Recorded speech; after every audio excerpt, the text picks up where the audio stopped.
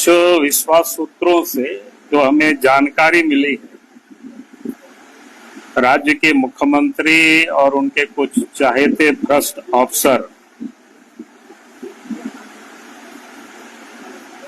लोगों ने मिल करके डराने की, धमकाने की एक प्रकार से सुपारी लोगों ने ले रखा है।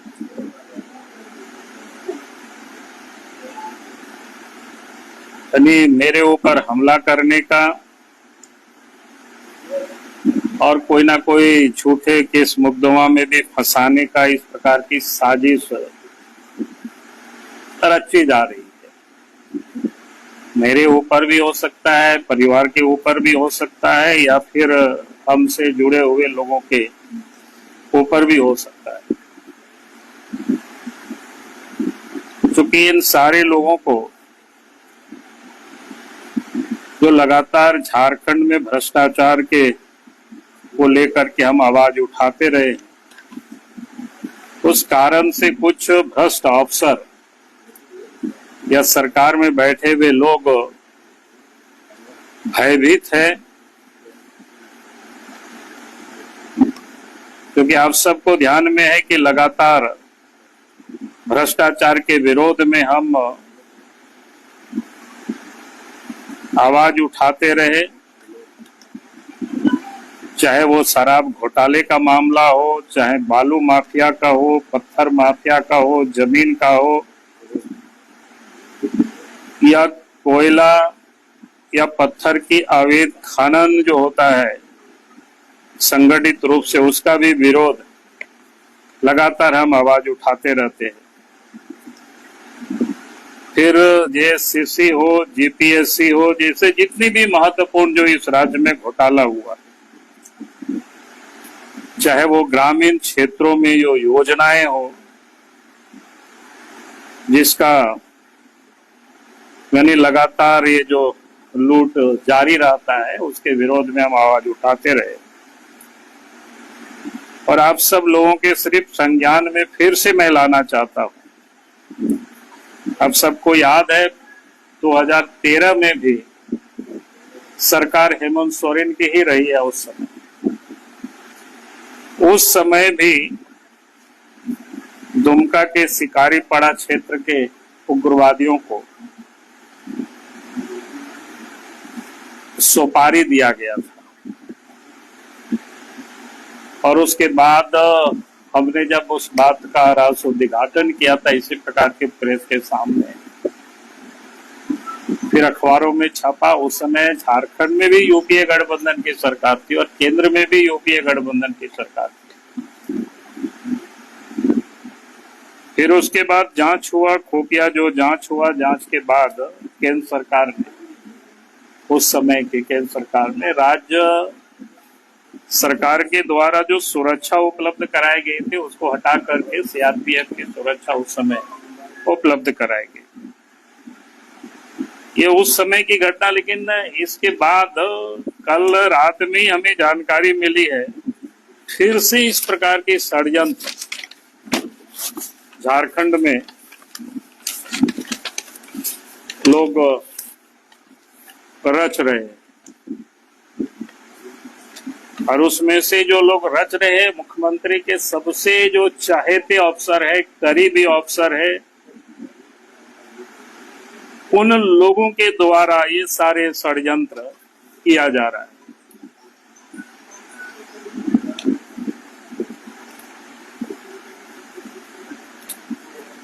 मैं इतना ही कह सकता हूं कि षड्यंत्र चाहे वो सारे लोग जितना कुछ भी करे,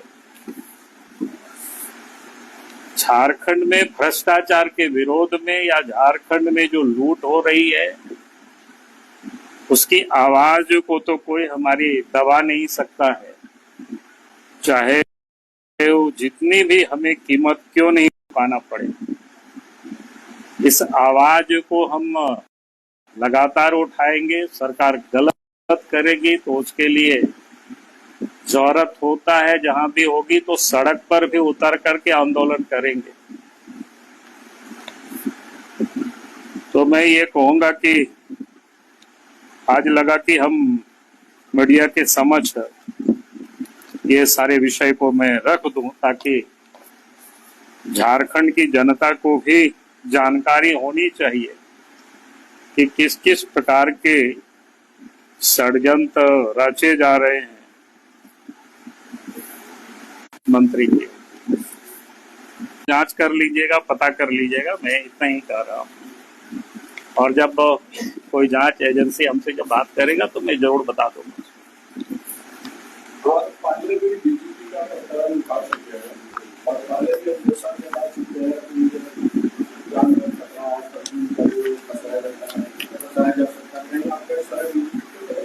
नहीं, मैंने कहा कि जो जांच एजेंसी जांच करेगी तो उस समय भी मैंने बातें को उठाया था और मैंने कहा था अगर कोई सेंट्रल एजेंसी हमसे जब बात करेगी तो मैं बता दूंगा। आपकी सरकार है कि आप अपने लिए नहीं, मैं कोई जरूरत नहीं समझता हूँ। फिर मैं जानकारी के मैं तो यूं ही ऐसे ही मैं सदैव लड़ते रहा।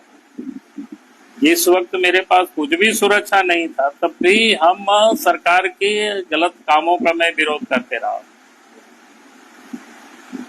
और आज तो मेरे पास जितना सुरक्षा है काफी कुछ है, मैं उसके लिए अपने लिए मैं नहीं मांगता हूँ। मुझे जो जानकारियां मिली मैं उसको आप सब लोगों के समक्ष सिर्फ मैं शेयर कर रहा हूँ ताकि मुझे लगा कि कोई बात को सुन करके यूं ही रख लेना, चुप रह जाना, वो ठीक नहीं है। जैसे मैंने आपको बताया 2013 में भी इस प्रकार की सूचना मिली थी।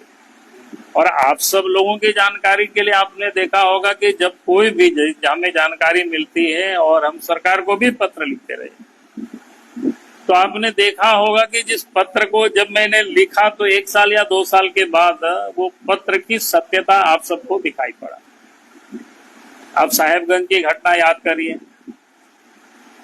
दारू को लेकर के 2022 में ही हमने मुख्यमंत्री को पत्र लिखा था। मैंने कहा था कि भाई ये घोटाला हो रहा है, इन एजेंसियों को काम देने के लिए फिर से टेंडर किया गया और सब वही सब चीजें हुआ।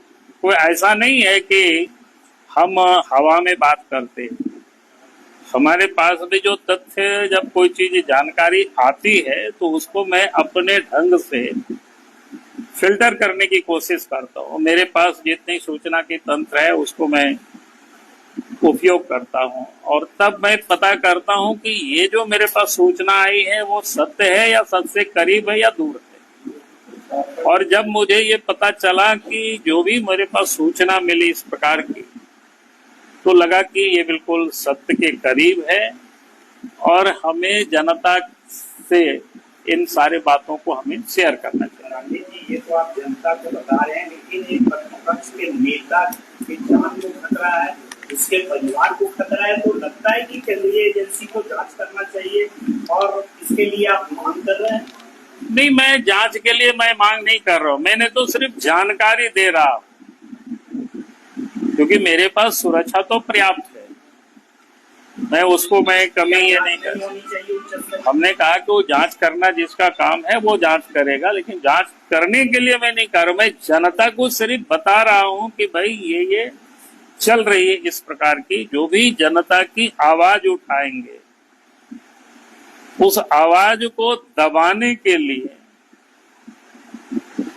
लोग सुपारी तक दे रहे।